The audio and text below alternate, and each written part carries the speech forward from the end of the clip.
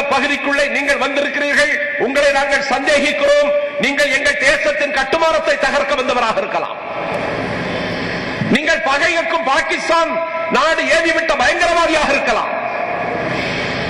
இந்த தேசத்தை உளவு பார்க்க வந்த ஒற்றராக இருக்கலாம்.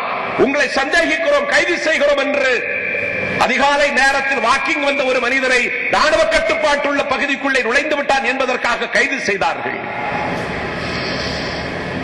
அவன் சொன்னான், என்னை விட்டுவிடுங்கள், இது ராணுவ கட்டுப்பாடு உள்ள பகுதி என்று எனக்கு தெரியாது. தெரிந்திருந்தால் நான் வந்திருக்க மாட்டேன். தயவு செய்து என்னை விட்டுவிடுங்கள், நான் ஒரு நாடாளுமன்ற உறுப்பினர் என்றான்.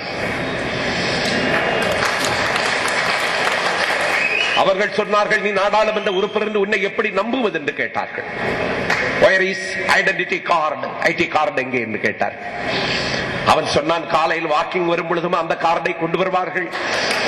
நான் கொண்டு வரவில்லை, நான் நாடாளுமன்ற உறுப்பினர் தான், நம்புங்கள், என்னை விட்டுவிடுங்கள் என்றார்கள். அப்போது ராணுவ அதிகாரிகள் சொன்னார்கள், நீ நாடாளுமன்ற உறுப்பினர் என்றால் இந்தியாவின் தேசிய கீதத்தை சொல் என்றார்கள். அவன் சொன்னான், எனக்கு தெரியாதென்றான். அப்பொழுது ராணுவ அதிகாரிகள் சொன்னார்கள், அப்படி என்றால் நாங்கள் நம்புகிறோம், நீ நாடாளுமன்ற உறுப்பினர் தான் என்றார்கள். இதை எதற்கு குறிப்பிடுகிறேன் என்றால்,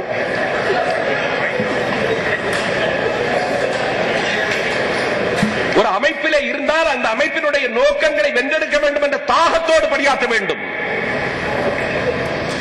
அரசியல் பேச வேண்டிய அரிப்பென்றும் நாஞ்சில் சம்பத்திற்கு இல்லை. ஆனால் நான் மிகுந்த கவலையோடு சொல்லுகிறேன், மனித உரிமைகளை வென்றெடுப்பதற்கு 300க்கு மேற்பட்ட அமைப்புகள் இருக்குமானால் முள்ளியாரிக்குள்ள எங்கள் சொந்தங்கள் 3 லட்சம் பேர் முடங்கி கிடக்கிறார்களே, ஏன்?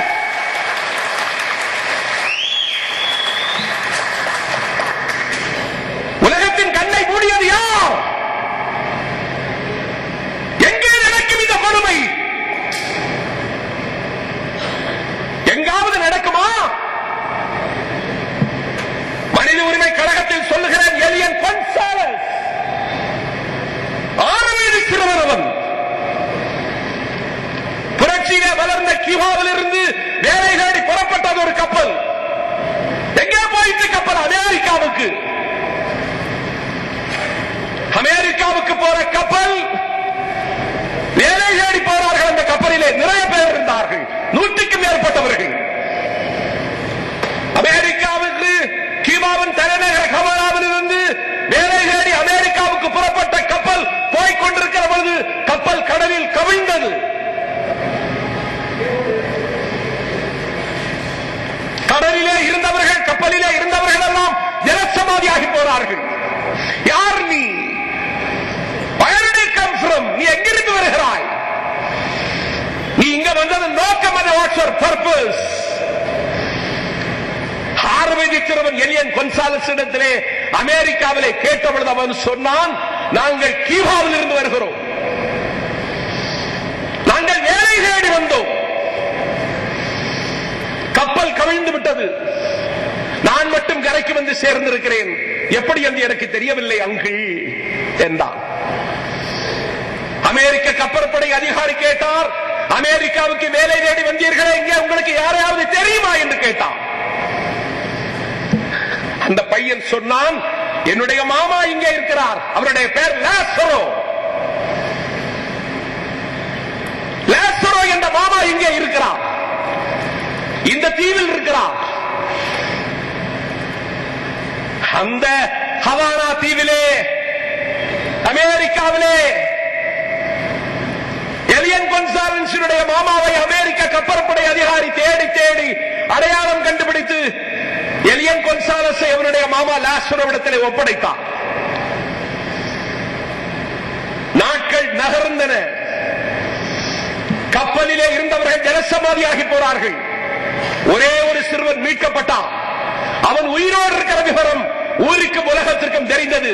கியூபாவிலே அவனுடைய பெற்ற தந்தை இருக்கிறார், எலியன் கொன்சாலஸின் தந்தை. அவனுடைய தாய் ஜலசமாதியாகி போனாள்.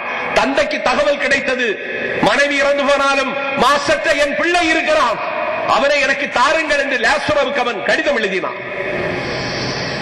லாசரோ எலியன் கொன்சாலஸின் தந்தைக்கு பதில் கடிதம் எழுதினான், தர முடியாது, இது எங்களுக்கு கர்த்தர் தந்த கொடை.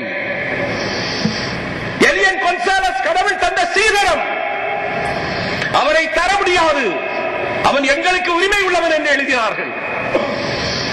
எலியன் கொன்சாலஸின் தந்தை அமெரிக்காவில் இருக்கிற மனித உரிமை ஆணையத்திற்கு முறையிட்டார். அமெரிக்க மனித உரிமை ஆணையம் தீர்ப்பு சொன்னது எலியன் கொன்சாலஸை அவருடைய தந்தையிலே கியூபாவிலே ஒப்படைக்க வேண்டும் என்று. மனித உரிமை ஆணையத்தின் உத்தரவை அங்கே யாரும் நிறைவேற்றவில்லை. உயர் நீதிமன்றத்தின் கதவை தட்டினான் எலியன் கொன்சாலஸின் தந்தை. உயர் நீதிமன்றம் சொன்னது எலியன் கொன்சாலஸ் கியூபா நாட்டில் அவருடைய தந்தையிடம் ஒப்படைக்க வேண்டும் என்று சொன்னார்கள். உயர் நீதிமன்றத்தினுடைய தீர்ப்பம் அங்கே அமலுக்கு வரவில்லை. எலியன் கொன்சாலஸின் தந்தை வேறு